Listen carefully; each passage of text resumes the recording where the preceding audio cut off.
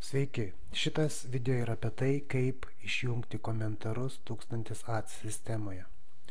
Pirmiausia, vartotojas turi būti užregistruotas. Tada jums reikia pasirinkti mano skelbimai. Užėjus į mano skelbimus pasirenkate savo skelbimą, kurį norite redaguoti ir kuriame norite išjungti komentarus.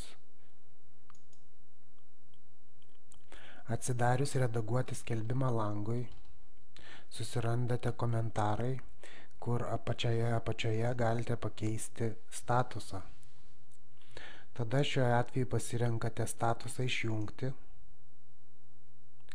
paspaudžiate išsaugoti skelbimą, skelbimas išsaugotas ir išjungus komentarus jūsų skelbimo negalima bus komentuoti.